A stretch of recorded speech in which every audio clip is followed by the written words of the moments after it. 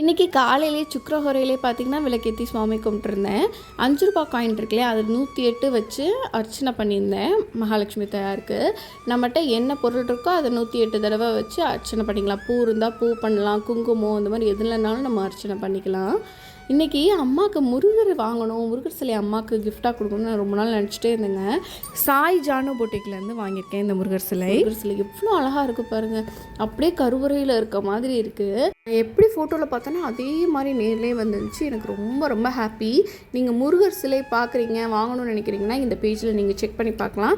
Sai Janu boutique எங்கள் Instagram page. இவங்க number நான் டிஸ்பிளேயில் கொடுக்குறேன், செக் பண்ணி பாருங்கள். அவங்க இது மட்டும் இல்லைங்க, பேங்கிள்ஸ், நல்ல கண்ணாடி விலையில் இந்த ரெயின் ட்ராப் பேங்கிள்ஸ்லாம் பார்த்திங்கன்னா இப்போ ட்ரெண்டிங்கில் இருக்குல்ல, ஸோ அதெல்லாம் கூட சேல் பண்ணுறாங்க. அண்ட் ஓம் சரவணபவ ஸ்டென்சில் நிறைய பேர் கேட்டிருந்தீங்க, அது வந்து இவங்கள்ட்ட அவைலபிளாக இருக்குது. அண்ட் ஃப்ரிட்ஜ் மேக்னெட், அதுக்கப்புறம் வேல், பிராஸ் ஐட்டம்ஸ் எல்லாமே சேல் பண்ணுறாங்க.